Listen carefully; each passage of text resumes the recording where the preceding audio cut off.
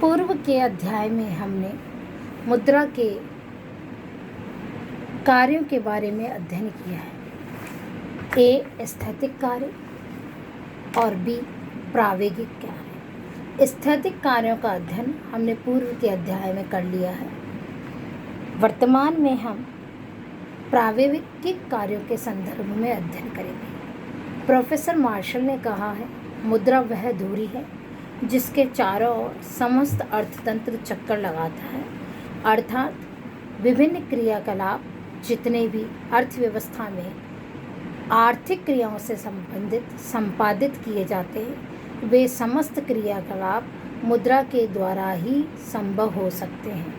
मुद्रा के अभाव में कोई भी आर्थिक क्रियाकलाप संपादित नहीं किया जा सकता है।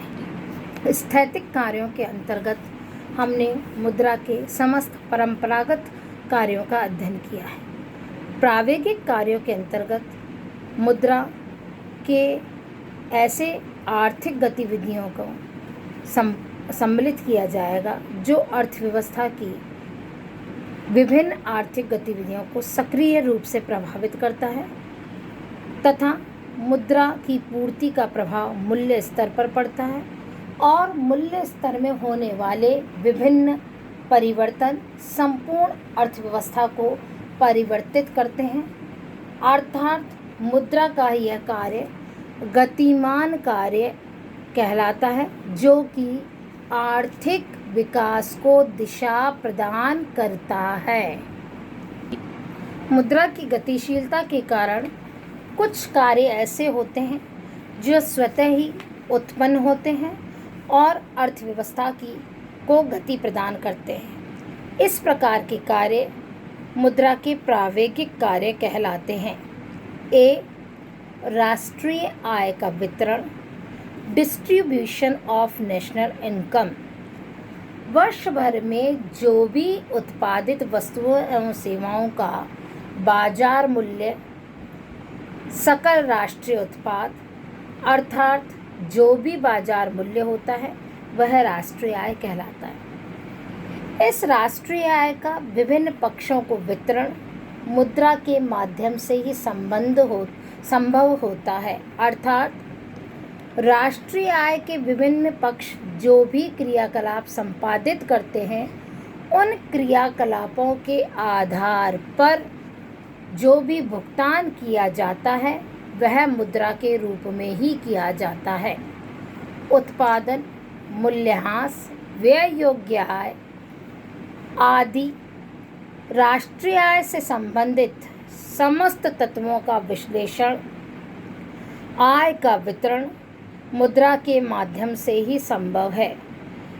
अगर मुद्रा ना होती तो उत्पादित वस्तुओं का मूल्य, उपयोग में ली जाने वाली परिसंपत्तियों में होने वाले ह्रास, आय में अर्जित आय का वह भाग जो व्यय योग्य है तथा आय का वितरण विभिन्न व्यक्तियों में किस प्रकार किया जाए आदि तत्वों का विश्लेषण करना असंभव था। साख का आधार, बेसिस ऑफ क्रेडिट। वर्तमान युग साख या उधार का युग है। वर्तमान में संपूर्ण अर्थव्यवस्था साख व्यवस्था पर आधारित है और साख व्यवस्था का आधार मुद्रा ही है।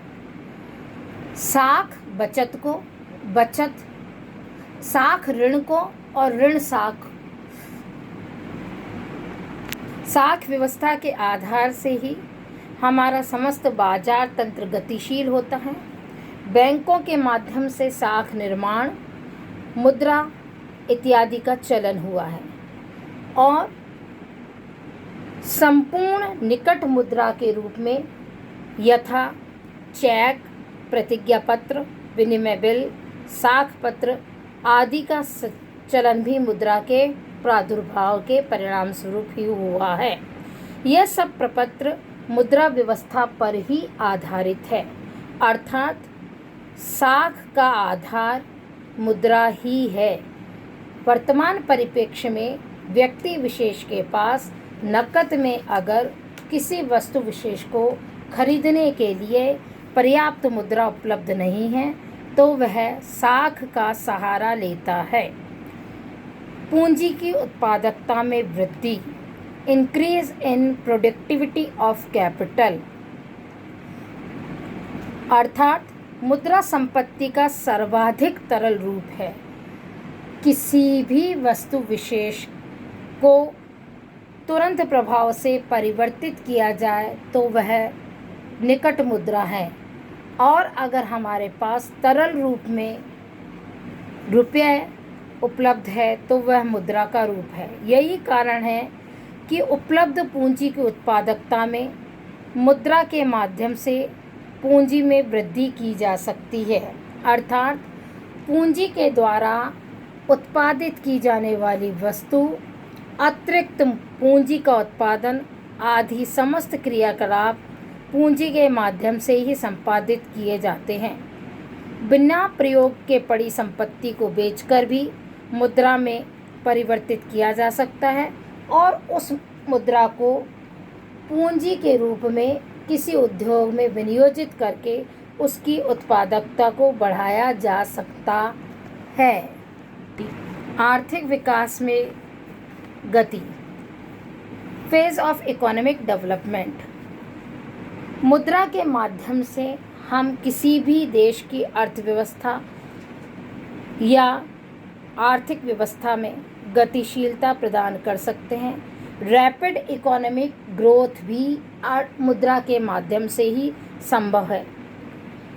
गतिशीलता को बढ़ाकर उत्पादन के निर्धारित लक्ष्यों को प्राप्त किया जा सकता है। मुद्रा व्यवस्था में सुनियोजित ढंग से विकास दर को बढ़ाया जा सकता है। मुद्रा एक ऐसा साधन है या ऐसा तत्व है जिसकी सक्रियता से हम किसी भी देश की अर्थव्यवस्था का तीव्र आर्थिक विकास कर सकते हैं या आर्थिक विकास को गति प्रदान कर सकते हैं।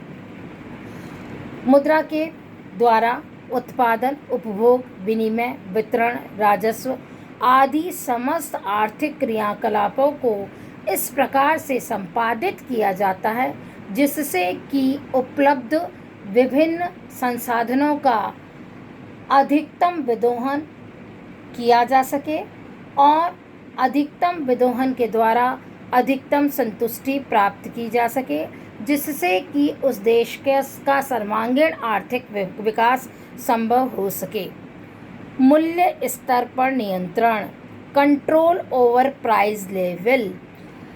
बाजार में प्रचलित मूल्यों पर नियंत्रण करने का एकमात्र सस्ता और अच्छा साधन मुद्रा है। मूल्य स्तर में परिवर्तन विकास प्रक्रिया का एक आवश्यक साधन है, परंतु मूल्य स्तरों में होने वाले उच्चावचनों पर नियंत्रण रखना आवश्यक है, जिससे कि उस देश का सर्वांगीण आर्थिक विकास संभव हो सके। किसी भी देश के लिए बढ़ते मूल्य स्तर उसकी अर्थव्यवस्था के लिए अत्यधिक हानिकारक होते हैं और गिरते हुए मूल्य स्तर उसको आर्थिक मंदी की ओर अग्रसर कर देते हैं, अर्थव्यवस्था चरमरा जाती है। मूल्य स्तर को नियंत्रित करने के लिए केंद्रीय बैंक मुद्रा की मात्रा को में परिवर्तन करता है और मुद्रा अपनी गतिशीलता में परिवर्तन करके मूल्य स्तर को नियंत्रित करती है। वित्तीय निर्णयों में सहायक, हेल्पफुल इन फाइनेंशियल डिसीजन। मुद्रा किसी भी देश के वित्तीय निर्णयों में अत्यंत महत्वपूर्ण भूमिका निभाती है। आधुनिक अर्थव्यवस्था में वित्त एक महत्वपूर्ण स्थान रखता है। सभी निर्णय मुद्रा के माध्यम से ही प्रभावित होते हैं। अर्थव्यवस्था के प्रत्येक निर्णय में मुद्रा की आवश्यकता व उसकी उपलब्धि निर्णय के आधारभूत घटक होते हैं।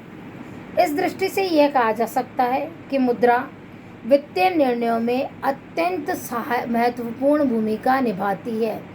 मुद्रा के आधार पर ही हम भविष्य में होने वाले विभिन्न आर्थिक क्रियाकलापों के लिए वर्तमान में निर्णयों को संपादित कर सकते हैं और आवश्यकताओं को पूरा कर सकते हैं। रोजगार सृजन में सहायक, हेल्पफुल इन एम्प्लॉयमेंट जनरेशन। बाजार व्यवस्था का आधार वर्तमान में मुद्रा ही है और मुद्रा आधार होने के कारण उत्पादन की समस्त क्रियाएं मुद्रा पर आधारित है और मुद्रा द्वारा ही संपादित की जाती है। उत्पादन में वृद्धि होने के परिणाम स्वरूप प्रत्यक्ष अथवा अप्रत्यक्ष रूप से रोजगार में भी वृद्धि संभव होती है, क्योंकि उत्पादन एवं रोजगार में संबंध पाया जाता है। उत्पादन, रोजगार, बचत, निवेश, तत्पश्चात पुनः उत्पादन, रोजगार, बचत, निवेश का यह चक्र पूर्ण रूप से संचालित होता रहता है। मुद्रा की आवश्यक मात्रा में वृद्धि कर नए विनियोगों को बढ़ाया जाता है, जिससे कि नए निवेश होते हैं और पूंजी निर्माण के साथ साथ नए उद्योगों का सृजन होता है और नए उद्योगों का सृजन होने के परिणाम स्वरूप रोजगार के नए नए अवसर सृजित किए जा सकते हैं। अर्थात मुद्रा रोजगार के सृजन में अत्यंत महत्वपूर्ण स्थान रखती है। हीनार्थ प्रबंध, डेफिशिएंट फाइनेंसिंग। हीनार्थ प्रबंध से वास्तव में आशय यह होता है कि जब सरकार घाटे की वित्त व्यवस्था या घाटे के बजट का सहारा लेती है, तो ऐसी स्थिति में सरकार अर्थव्यवस्था के संचालन हेतु विकासात्मक कार्यों को प्राथमिकता देने के लिए आय से अधिक व्यय होने पर एक ऐसा बजट बनाती है जिसके द्वारा घाटे की पूर्ति की जा सके, तो उसे हीनार्थ प्रबंधन कहा जाता है। इस प्रकार के घाटे की पूर्ति सरकार समय समय पर नए नोटों के सृजन द्वारा, तकनीक का विकास एवं प्रयोग करके एवं लक्ष्यों की प्राप्ति द्वारा करती है। नए नोटों के सृजन द्वारा अगर सरकार हीनार्थ प्रबंधन का सहारा लेकर घाटे की वित्त व्यवस्था की पूर्ति करती है, तो इसमें मुद्रा की अत्यंत महत्वपूर्ण भूमिका रहती है। इस प्रकार यह कहा जा सकता है कि मुद्रा के स्थैतिक एवं प्रावेगिक दोनों कार्य समान रूप से संपादित किए जाते हैं और समान रूप से महत्वपूर्ण स्थान रखते हैं। जिस प्रकार गाड़ी के दो पहिए दोनों एक दूसरे के पूरक होते हैं, उसी प्रकार मुद्रा के स्थैतिक एवं प्रावेगिक दोनों कार्य एक दूसरे के पूरक हैं एवं अर्थव्यवस्था को सुचारू रूप से संचालित करने में महत्वपूर्ण भूमिका निभाते हैं। प्रावेगिक कार्यों के उचित उपयोग से आर्थिक सामाजिक उन्नति संभव होती है, वहीं स्थैतिक कार्यों के माध्यम से अर्थव्यवस्था में स्थिरता लाई जा सकने का प्रयास किया जाता है तथा प्रावेगिक कार्य अर्थव्यवस्था के विकासमान लक्ष्यों को पूरा करने में महत्वपूर्ण भूमिका निभाते हैं। इस प्रकार यह कहा जा सकता है कि मुद्रा अर्थव्यवस्था में वह समस्त कार्य संपादित करती है जिसके माध्यम से आर्थिक इंजन गतिशील होता है। आर्थिक विकास के नए आयामों के कारण मुद्रा के कार्यों में और भी अधिक विस्तार संभव होता है। अतः यह कहने में कोई अतिशयोक्ति नहीं होगी कि मुद्रा वह धुरी है जिसके चारों ओर समस्त अर्थतंत्र चक्कर लगाता है।